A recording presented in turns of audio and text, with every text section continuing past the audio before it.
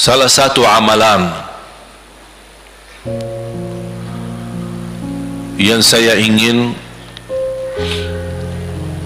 selain apa yang saya sampaikan,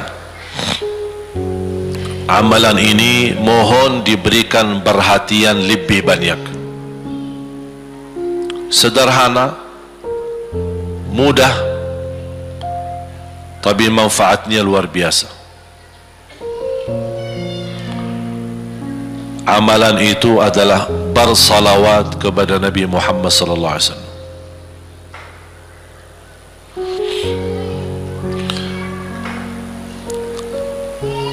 Kali ini saya tidak minta anda bersalawat seperti biasa. Saya yakin Bapak Ibu suka bersalawat, tapi kali ini saya ingin anda membawa salawat kepada Rasul dengan penuh rasa cinta.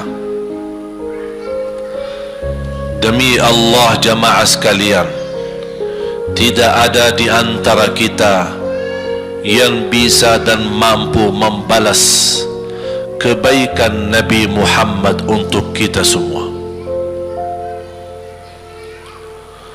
Salawat kepada Nabi Muhammad, satu kali salawat kita dapat 10 kali rahmat.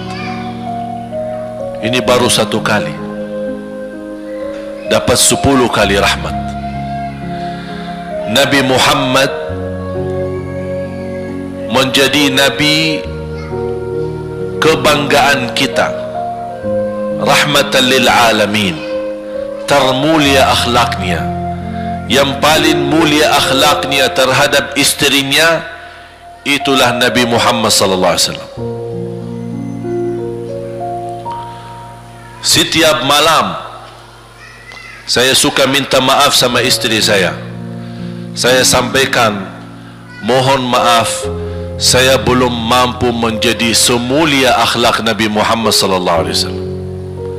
Yang termulia akhlaknya terhadap istrinya Nabi Muhammad.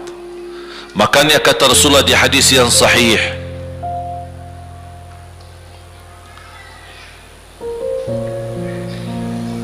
ahsanun nasi akhlaqan ahsanukum li ahli. Yang paling laki-laki yang termulia adalah laki-laki yang termulia akhlaknya terhadap istrinya. Dan Rasul juga bersabda, dan akulah yang termulia terhadap istri-istriku. Nabi Muhammad itu bukan hanya dengan salawat kita dapat 10 kali rahmat, tapi kita dengan bersalawat kepada beliau dijamin kita dapat syafaat beliau di hari kiamat. Bahasa syafaat yang kita semua sudah tahu, semua berkeinginan mendapatkan syafaat, dan semua berdoa mengharapkan syafaat Nabi Muhammad sallallahu alaihi wasallam.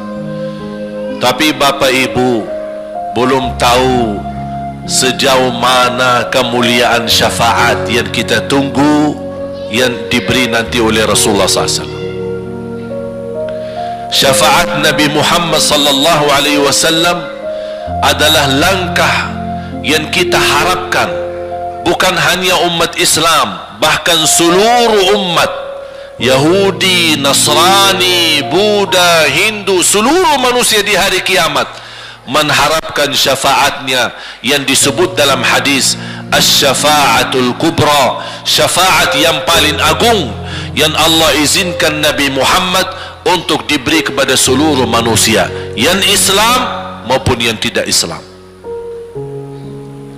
Karena di saat hari kiamat seluruh makhluk Allah subhanahu wa ta'ala, seluruh manusia, bahkan bangsa jin, semuanya berdiri habis dibangkit oleh Allah subhanahu wa ta'ala. Semuanya berdiri di hadapan Allah menunggu hisab dimulai lebih dari 50.000 tahun.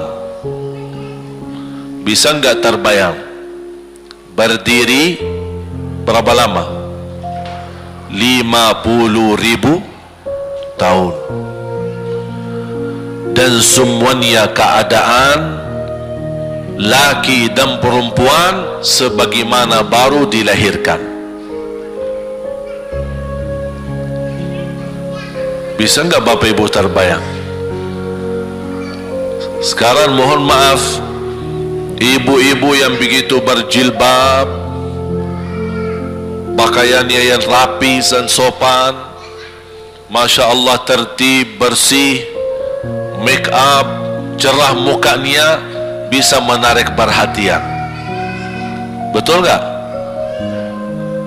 Bagaimana di hari kiamat? Semuanya di satu tempat, disamakan, laki sama perempuan campur, dan semuanya dalam keadaan sebagaimana baru dilahirkan, tidak berpakaian apa-apa. Ketika Rasul menceritakan kepada Siti Aisyah pun kaget. Ya Rasulullah, laki dan perempuan sama-sama. Kefikiran Siti Aisyah kemana? Malu dilihat oleh orang. Apa kata Rasulullah SAW?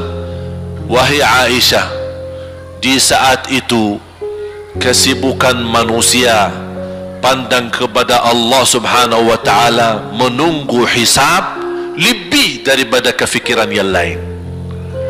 Bisa enggak terbayang? Saya yakin tidak bisa terbayang.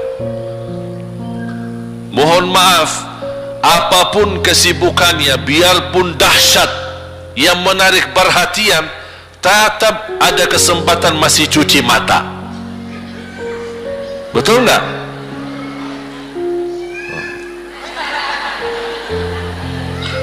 Tapi kalau di hari kiamat, beda keadaannya. Apapun yang saya jelasin, tidak akan mungkin Bapak Ibu bisa bayangkan, karena itu bukan dahsyat lagi, tapi di luar batas kemampuan kita. Makanya Siti Aisyah sebagai manusia wajar kalau terkejut. Ya Rasulullah, kami dan laki-laki sama-sama. Rasul maklumi fikiran Siti Aisyah sebagaimana memaklumi fikiran kita yang sama. Tapi ternyata kalau di sana beda. Makanya di saat itu belum lagi matahari didekatkan. Disebut dalam hadis mil, 1 mil. Di dalam satu hadis 1 mil adalah, kalau untuk dalam mata itu kan berapa ukurannya? Berapa senti ya? Sangat kecil. Betul? Kalau dalam bahasa Arab itu namanya mil. Berarti ukuran nanti di hari kiamat kita berdiri 50.000 tahun dan mataharinya dekat seperti ini. Di riwayat mil bukan yang itu maksud, tapi adalah ukuran perjalanan 1 mil. Kira-kira 1 mil cukup jauh? Sama, kurang lebih berapa kilo? 1,5 kilo? Ya, kurang lebih 1,5 kilo. Sekarang jutaan kilometer kita merasa panas. Sudah ada AC, sudah ada kipas, sudah ada ujang, sudah ada ini, tapi merasa begitu panasnya. Itu jutaan kilometer. Bagaimana kalau 1,5 kilo? Makanya Rasul menggambarkan nanti di hari kiamat, yang biasa di dunia kalau kita keringat dari atas ke, kalau di hari kiamat terbalik, keringat kita dari bawah ke atas. Ini tergantung dosa kita. Kata Rasulullah, ada yang keringatnya sampai ke mata kaki, ada yang sampai ke lutut, ada yang sampai ke paha, ada yang sampai ke perutnya, ada yang sampai ke dadahnya, ada yang sampai ke lehernya, bahkan ada yang sampai merasa sudah sesak nafas, ingin melamatkan diri supaya tidak tenggelam di dalam keringatnya sendiri. Dalam keadaan itu 50.000 tahun. Di situ manusia sudah merasa gelisah, sudah cukup merasa tersiksa, semua larinya. Penolong siapa yang bisa menolong kita? Kita minta tolong kepada siapa yang bisa menyampaikan hajat kita kepada Allah supaya mulai hisab? Karena sudah kita tidak kuat lagi. Semuanya larinya kepada Nabi. Nabi Adam, Nabi Ibrahim, Nabi Nuh, Nabi Musa, Nabi Isa. Semuanya jawab yang sama. Nafsi, nafsi. Allahumma sallim, sallim. Ya Allah, selamatkan diriku sendiri. Tak ada yang urus anak, istri, suami, keluarga, apalagi manusia lain. Sama keluarganya saja dia lari. Tak ada. Nafsi, nafsi. Diri sendiri, ya Allah selamatkan. Diri sendiri, ya Allah selamatkan. Diri sendiri, ya Allah selamatkan. Nabi Adam jawab begitu. Suruh, barangkali Nabi Nuh bisa bantu kalian. Datang kepada Nabi Nuh, nafsi, nafsi, Allahumma sallim, sallim. Datang kepada Nabi Musa, nafsi, nafsi, Allahumma sallim, sallim. Datang ke Nabi Isa, nafsi, nafsi, Allahumma sallim, sallim. Sampai terakhir Nabi Isa berkata, ada satu, saya rasa dan yakin dialah yang bisa memberi bantuan.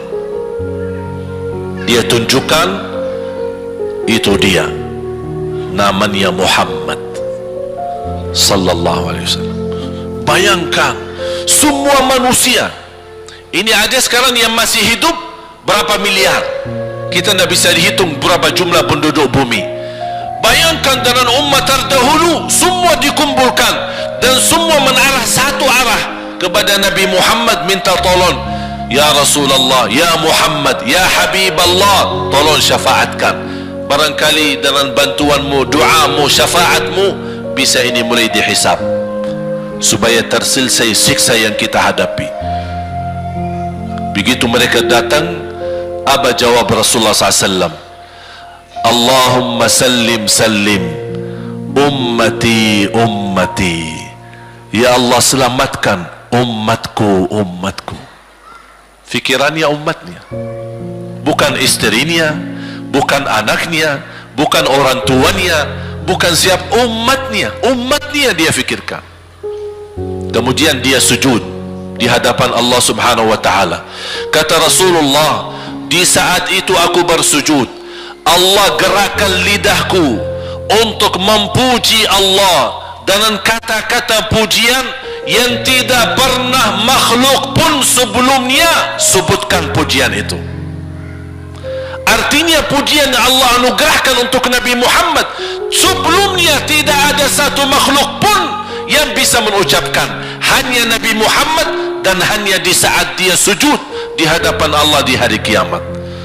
Allah biarkan beberapa lama, habis itu Allah berkata, ya Muhammad, irfa' ra'sak wasal tu'ta washfa' tushaffa. Ya Muhammad, angkatlah kepalamu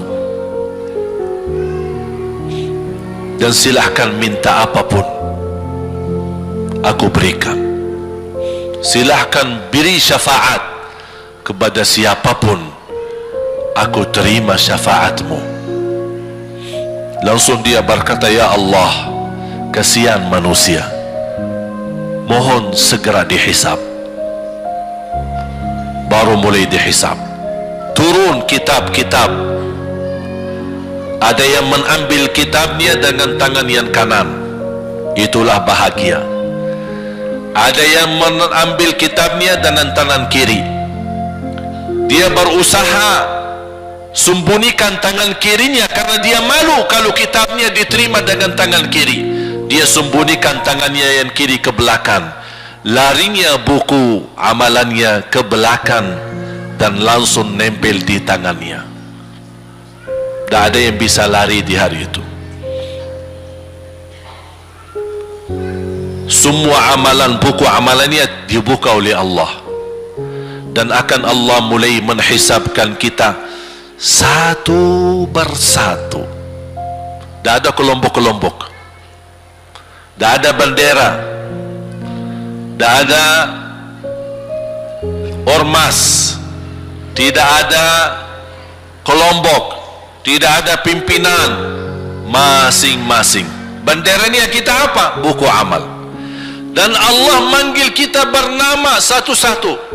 Ibu, sini, datang. Kata Rasulullah sallallahu alaihi wasallam, yuhasibullahu al-abida laisa bainahu wa bainahu turjuman. Allah akan hisab hamba-hambanya satu demi satu, bersatu-bersatu, dan tidak ada penerjemah. Jadi tidak bagi terjemah, translate.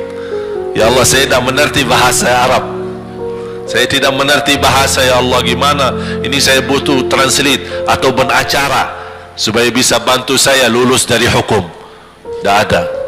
Yang hakim Allah, keputusannya Allah, yang menentukan Allah, mahkamah yang dikuasai Allah, hamba di hadapan Allah, saksi semua, tangan saksi, mata saksi, lidah saksi, kaki saksi, buku amal saksi, malaikat saksi. Bagaimana kita mau lari? Ditanya oleh Allah, hei hambaku, ingat enggak di malam itu, di tempat itu, kamu berlakukan dosa itu? Seorang hamba yang masih memiliki iman, dia merasa dan ingat, dan dia merasa malu, dia tunduk kepalanya. Kata Allah, malu ya, malu, tunduk, ya malu ya Allah, malu, malu. Dan subhanallah, tanda rahmat Allah, ketika Allah bertanya dengan kita, tidak ada orang lain yang bisa lihat. Supaya apa? Supaya hisab kita di antara kita sama Allah tidak terbocor kepada orang lain, supaya tidak malu sama orang lain. Allahu Akbar. Habis kita sudah raku diri, ya Allah, saya ingat dan saya rasa salah dan saya malu. Apa kata Allah? Waktu itu kamu lakukan dosa itu, aku tutupi, aku tutupi, tidak ada yang tahu. Kita lakukan dosa ini udah sekian tahun, ada yang tahu nggak? Ada yang tahu, karena kita lakukan di saat sembunyi. Kata Allah, di saat itu kamu lakukan dan kamu tahu itu dosa, tapi aku tutupi supaya kamu jangan menjadi malu di depan keluarga atau di depan sahabat. Aku tutupi. Dan aku sekarang sudah menutupi dosamu di dunia, dan sekarang aku hapuskan dan ampuni dosamu di akhirat. Allahu Akbar. Disitulah terasa anugerah, ampunan Allah yang maha kuasa. Dan Allah di saat itu mampu menghukum kita. Dan kalau Allah menghukum kita, Allah tidak pernah menzalimi kita. Justru itu keadilan Allah, tapi Allah tidak memperlakukan keadilannya, justru yang mendahulukan ampunan dan kasih sayangnya. Habis selesai hisab, harus semua tanpa kecuali liwati neraka Jahannam di atas sirat. Sirat yang panjang, yang kejam seperti pedang, yang tipis sampai tidak bisa dilihat oleh mata. Katanya tipisnya seperti, subhanallah, imam bisa jalan di atas rambutnya. Kejam lagi, masuk di atas sirat, terus jalan. Di saat itu ada doa yang menyelamatkan kita sampai menuju surga. Nabi Muhammad sallallahu alaihi wasallam, dia sudah duluan Kalau Sayyidina Abu Bakar perjalanan di atas sirat disebutkan 100 tahun. Tapi Sayyidina Abu Bakar satu langkah di atas sirat, langkah kedua di depan pintu surga. Dahsyat. Ini Sayyidina Abu Bakar seperti itu. Bagaimana Rasul? Rasul sudah menunggu di depan. Mulai manusia satu persatu jalan di atas sirat. Dan Rasul di saat itu sibuk berdoa, Allahumma sallim sallim, ya Allah selamatkan umatku, ummati ummati, ummati ummati, sampai mereka terselesai. Sampai di situ saja. Sebelum masuk surga ada berita gembira untuk umatnya Nabi Muhammad sallallahu alaihi wasallam. Tidak boleh ada yang masuk surga harus berjumpa dengan beliau dulu, tatap muka, dan disediain minum yang disebut air Al-Kautsar, dan di situ banyak gelas. Tinggal kita ambil gelas dan minum.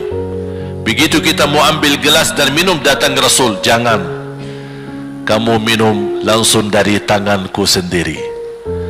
Barang siapa yang minum dari tanganku tidak akan haus selama-lamanya. Allahu Akbar. Di situ terasa kemuliaan. Begitu kebahagiaan kita bertemu dengan Nabi Muhammad dan bisa langsung minum dari tangan Nabi Muhammad sallallahu alaihi wasallam. Bukan hanya begitu saja, bahkan Nabi Muhammad memegang tangan kita, mengajak kita masuk 8 pintu surga. Ada 8 pintu. Rasul bersabda, satu pintu luasnya seperti antara langit dan bumi. Satu pintu antara langit dan bumi luasnya. Dan kata Rasulullah, di saat itu akan manusia gesa-gesaan untuk masuk surga. Itu tanda apa? Banyak yang akan masuk. Mudah-mudahan kita terhitung dari yang banyak.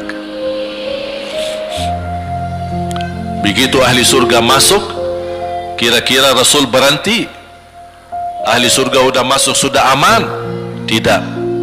Rasul balik lagi, keluar dan menuju dari langkah sirat yang pertama, melihat ada enggak ternyata ada di antara umatnya yang tersisa yang dosanya terlalu banyak, gesa-gesaan di jalan, merangkak di jalan sampai jatuh di dalam neraka. Rasul mana mereka? Masuk ke neraka. Kata Allah subhanahu wa ta'ala melihat keadaan Nabi Muhammad SAW, apa yang dibutuhkan lagi? Kata Rasul, ya Allah, saya tidak akan puas masuk surga sampai hamba-hambamu yang ada di neraka, umatku, diselamatkan. Allah subhanahu wa ta'ala mengizinkan Nabi Muhammad keluarkan dari neraka. Dia keluarkan. Sudah cukup ya Nabi Muhammad? Tidak cukup ya Allah, masih ada lagi. Diambil lagi, dikeluarkan, diambil lagi, dikeluarkan. Artinya dari umat Nabi Muhammad yang masih banyak dosanya, yang masih banyak kelewatannya sama Rasulullah, yang tidak pantas memberi kemuliaan kepada Rasulullah SAW, dapat pula syafaatnya Nabi Muhammad. Yang tidak pernah memberi tanda sayang dan cinta kepada Rasul, dapat rasa sayang dan cinta Nabi Muhammad SAW. Sambil kata malaikat Jibril, demi Allah saya melihat Nabi Muhammad mengambil manusia dari neraka Jahannam, diselamatkan dari siksa dan membawa mereka ke surga. Kata malaikat Jibril, sambil aku kira tidak ada lagi yang tersisa di neraka Jahannam, saking banyaknya yang dikeluarkan oleh Rasul. Itu syafaat Rasul sallallahu alaihi wasallam. Oleh karena itu jamaah sekalian, ini yang saya ceritakan. Saya mohon kalau anda lagi bersalawat, ingat itu semua. Nabi Muhammad bukan Nabi yang biasa. Nabi Muhammad adalah Nabi yang penolong kita nanti di hari kiamat. Seandainya kita masuk neraka Jahannam, masih ada harapan kita dapat syafaat Nabi Muhammad SAW.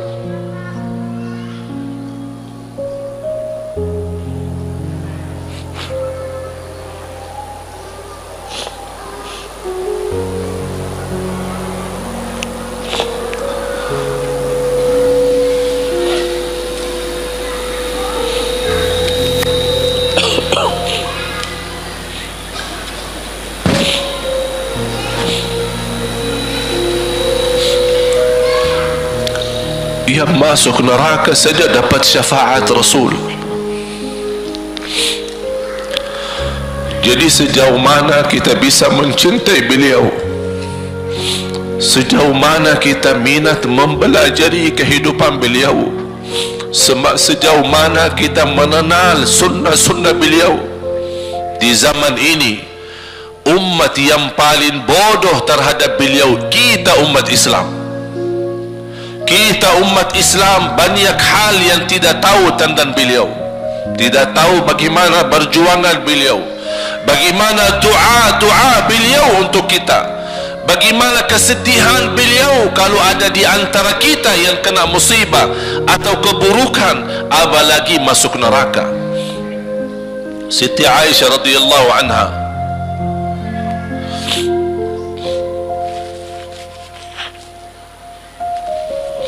Siti Aisyah radhiyallahu anha pernah minta sama Rasul doa.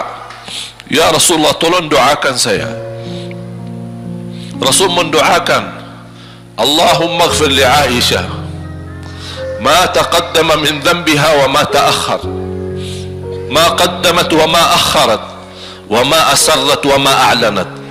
Ya Allah, ampunilah dosa-dosa istriku Aisyah, dosa yang lama, dosa yang baru, dosa yang terang-terangan maupun dosa yang tersembunyi.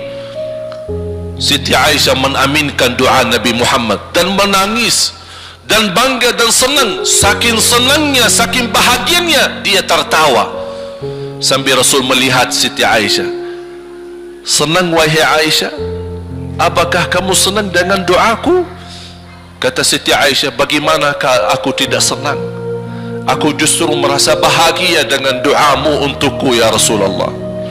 Apa kata Rasul? Ketahuilah wahai Aisyah, ketahuilah doaku yang baru ini untukmu, itulah selalu doaku untuk umatku di setiap salat. Itu doa Nabi kita buat kita. Setiap beliau salat mendoakan kita, ya Allah, ampuni dosa umatku, dosa yang lama, dosa yang baru, dosa yang sembunyi, dosa yang terang-terangan. Setiap salat itu doa Nabi kita, Nabi Muhammad SAW, untuk kita semua. Apa yang diminta oleh Rasul? Rasul tidak minta banyak dari kita. Salah satu yang diminta oleh Rasul dan memohon, satu itu berbanyak, itu satu-satunya yang Rasul minta banyak. Selain itu Rasul tidak pernah minta banyak. Satu-satunya Rasul minta banyak. Apa? Salawatlah kepadaku, berbanyaklah salawat kepadaku. Mengapa Rasul minta berbanyaklah salawat kepadaku? Kenapa tidak minta amalan yang lain untuk dibanyakkan salawat atau amalan yang lain? Mengapa hanya salawat? Rasul berpesan berbanyaklah salawat kepadaku, karena Rasul tahu dengan kita berbanyak salawat, kita akan dijamin dapat syafaat beliau, dan itulah beliau yang diinginkan. Bukan hanya dapat syafaat, bahkan Rasul sendiri bersabda, aqrabukum minni majlisan yaumal qiyamah, yang paling dekat kepadaku hari kiamat, yang paling banyak salawat kepadaku. Bahkan berita gembira bagi seorang hamba umat Nabi Muhammad SAW, akthiru alayya minas salati yawmal jumu'ati wa laylataha fa inna salatakum tablughuni haitsu kuntum. Ini keistimewaan khusus, kelebihan amalan yang utama, bahkan yang terutama di hari Jumaat dan di malam Jumaat, fokus hanya bersalawat kepada Rasul. Mengapa? Karena Rasul yang berpesan, Rasul yang minta. Rasul berpesan, berbanyaklah salawat kepadaku malam Jumaat dan hari Jumaat. Mengapa ya Rasulullah khusus hari Jumaat dan malam Jumaat? Karena salawat kalian Allah sampaikan kepadaku. Kata guru saya, barang siapa yang ingin Rasul kenal dengan dia, berbanyaklah salawat kepada beliau, karena langsung nama kita akan sampai. Ya Rasulullah, ini salawat bapa dan ibu dari Bandung, kan sampai. Ada riwayat, ada malaikat khusus tugasnya setiap kita bersalawat dibawa kepada Rasulullah sallallahu alaihi wasallam. Allahu akbar. Bahkan ada orang bertanya kepada guru saya, Syekh Muhammad ibn Mukhtar Asy-Syanqiti, dan beliau masih hidup. Subhanallah, ketika di salah satu pertanyaan di majlis ta'lim di Masjid Nabawi, ada orang bertanya, mana yang lebih diutamakan di hari Jumat? Banyak baca Quran atau banyak salawat? Kita milih yang mana? Beliau menjawab dengan jelas, dengan tegas, di hari Jumat dan malam Jumat lebih utama banyak salawat daripada banyak baca Quran. Mengapa? Karena kata beliau, karena itulah permintaan Rasul sendiri. Berbanyaklah salawat kepadaku di hari Jumaat dan di malam Jumaat. Dan banyak riwayat yang lain. Kalau saya sebutin manfaat, keutamaan salawat kepada Rasul, lebih daripada 100 manfaat. Menghilangkan kesusahan, memberi kemudahan lunasi hutang, menyembuh penyakit, menjamin ampunan dosa, mendapat 10 rahmat, mendapatkan syafaat Rasul, posisi kita semakin mulia. Setiap kali kita salawat semakin naik darajat kita. Barang siapa yang salawat kepadaku 10 kali, dapat 10 kebaikan, dapat 10 rahmat, dihapus 10 kejahatan, dan naik 10 darajat, dan di akhirat dapat syafaatku. Luar biasa. Hadis yang terakhir, Ubay bin Ka'ab radhiyallahu an berkata, ya Rasulullah, aku suka berdoa. Karena salawat, arti salawat adalah doa. Arti salawat, doa. Ya Rasulullah, aku suka berdoa.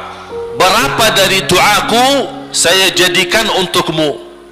Artinya berapa persen ya? Kalau bahasa kita, berapa persen kira-kira? Kalau misal saya doa 10 menit, berapa menit untuk Rasul, dan yang sisanya buat aku?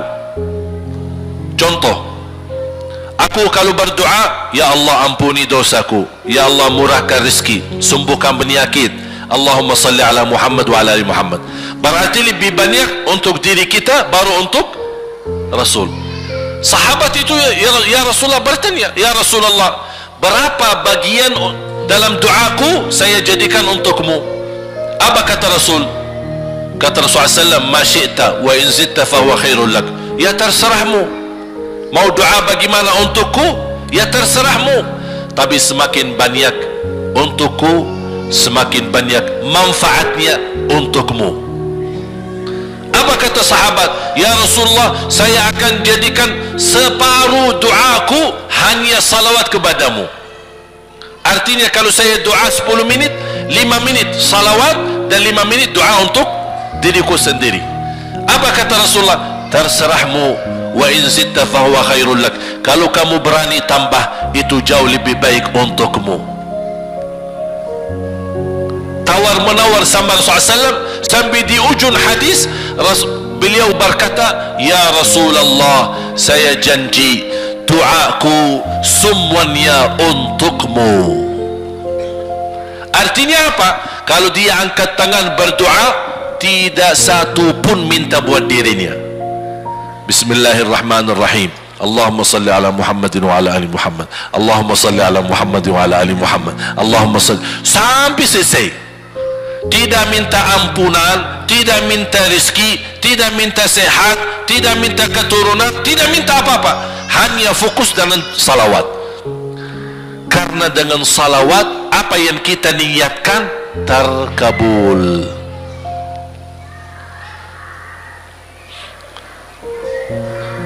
Saya dapat dari guru saya, nanti saya akan ceritakan bagaimana cara berdoa. Kata sahabat, ya Rasulullah, saya akan jadikan doaku hanya salawat kepadamu. Apa jawab Rasulullah SAW? Idzan taf'al yukfa hammuk wa yughfaru dhanbuk wa tuqda hajatuk. Kalau kamu lakukan hanya doamu, hanya salawat kepadaku, akan dihilangkan segala kesusahan, diampuni segala dosa, dan dikabulkan segala hajat.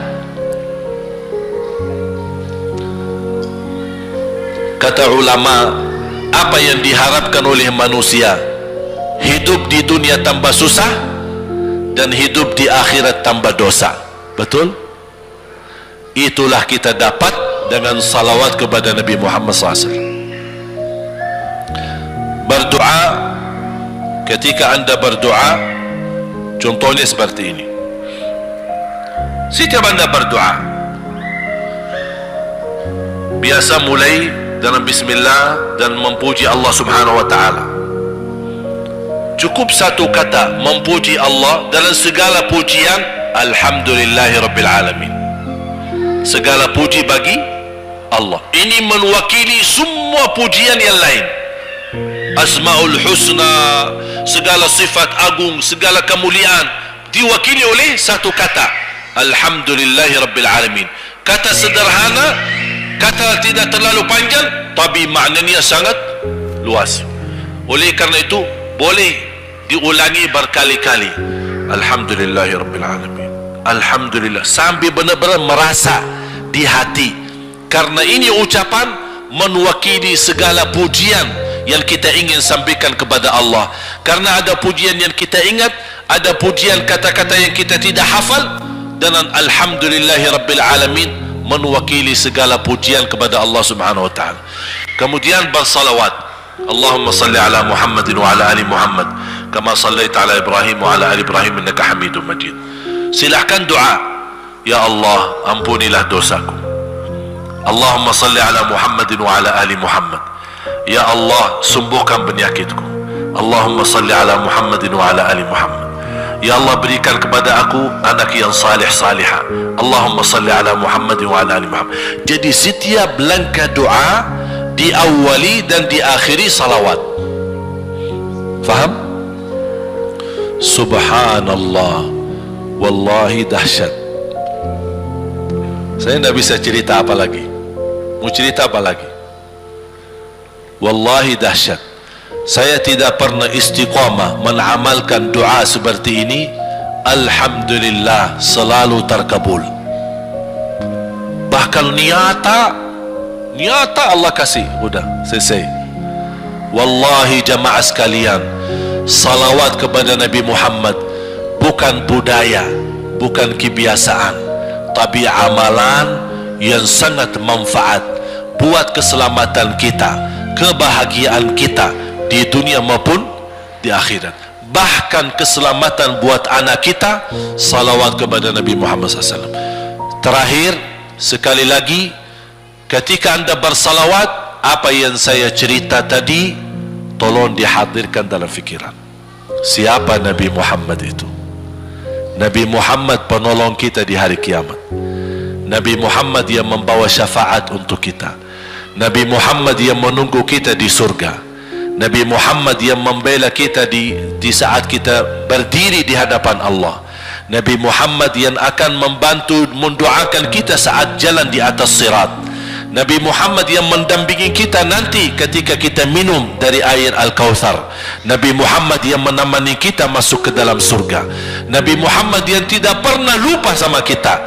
Makanya ketika anda bersalawat dan membawa perasaan dan membawa penghayatan ini, insya-Allah jemaah sekalian akan terasa, ya Allah, ternyata indahnya salawat kepada Rasul, karena sudah kontak di hati.